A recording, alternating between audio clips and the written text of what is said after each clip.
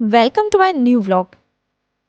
First of all happy winter vacation to all the mommies जो सुबह सुबह रोज़ उठती हैं बच्चों के लिए ब्रेकफास्ट बनाना, उन्हें रेडी करना, ड्रॉप करना और ऐसी ही बहुत सारी रिस्पॉन्सिबिलिटीज़ पूरी करती हैं, और वो भी ऐसी ठंड में।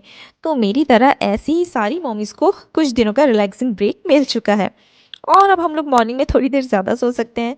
वैसे हस्बैंड के लिए तो उठना ही पड़ता है लंच एंड ब्रेकफास्ट बनाने, लेकिन जहाँ एक साइड आपको 3 मेंबर्स का लंच ब्रेकफास्ट बनाना होता था, अब सिर्फ एक का बनाना होगा। और वैसे बच्चे काफ़ी पिकी ईटर्स होते हैं, तो उनके लिए काफ़ी सोचना भी पड़ता है कि क्या बनाएं जो टेस्टी भी हो, हेल्दी भी हो।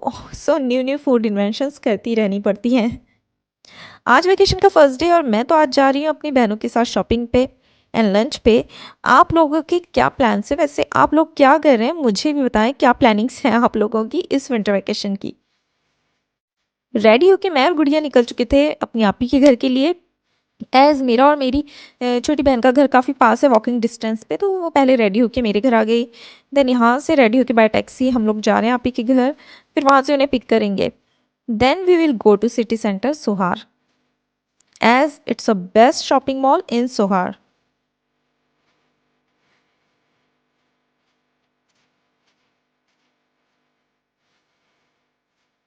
यहाँ आपको काफ़ी सारे ब्रांड्स मिल जाते हैं और बहुत सारी शॉप्स हैं, फूड कोर्ट भी काफ़ी बड़ा है, बहुत सारे फूड ऑप्शंस होते हैं।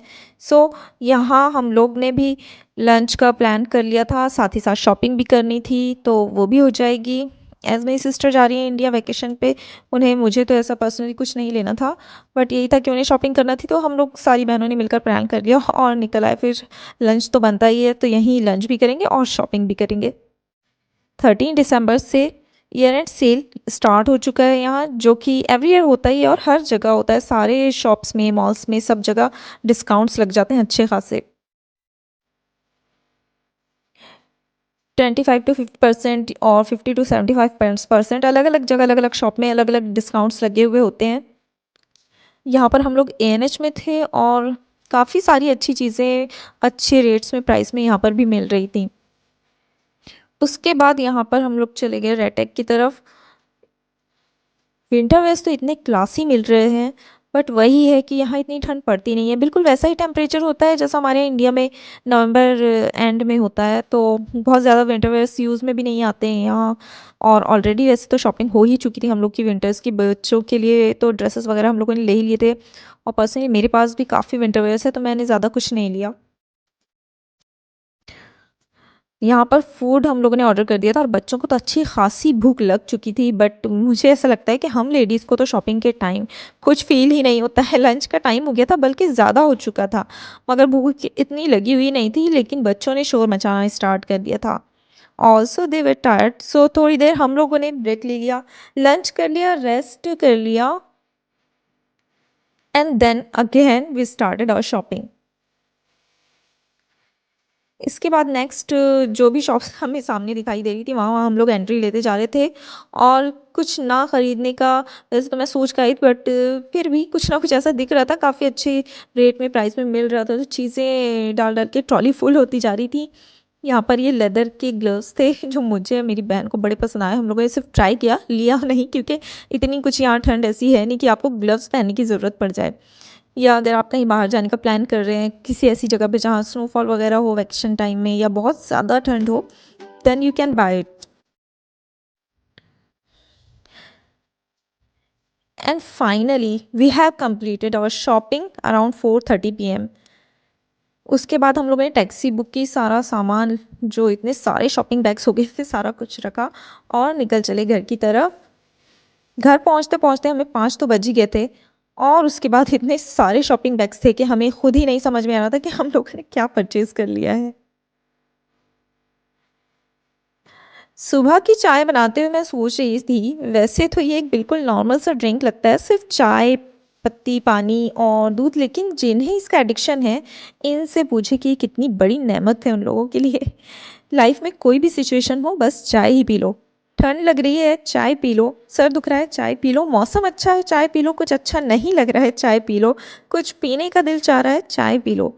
और मेरे घर तो सारे ही लोग बहुत शौकीन हैं चाय के। उसके बाद अब यहाँ पर मैं ब्रेकफास्ट की प्रिपरेशन कर रही हूँ, और ब्रेकफास्ट में आज एक ऐसी रेसिपी बताऊँगी ना, आई एम श्योर आप लोग को ज़रूर पसंद आएगी और बहुत पसंद आएगी।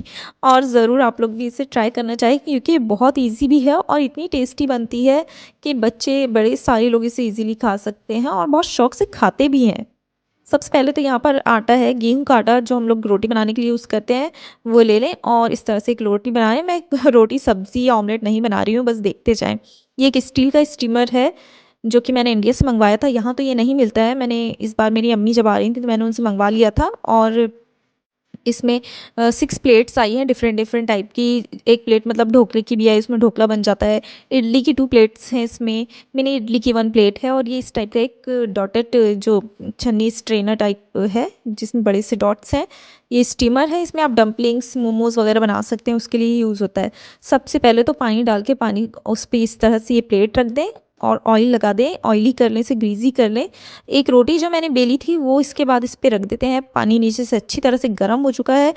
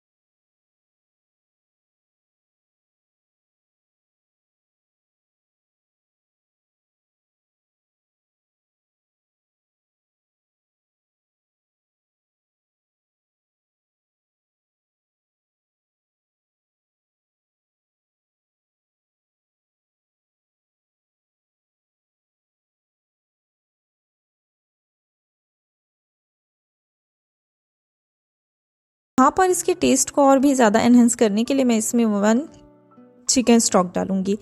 आपके पास अगर चिकन स्टॉक है तो ठीक है, नहीं है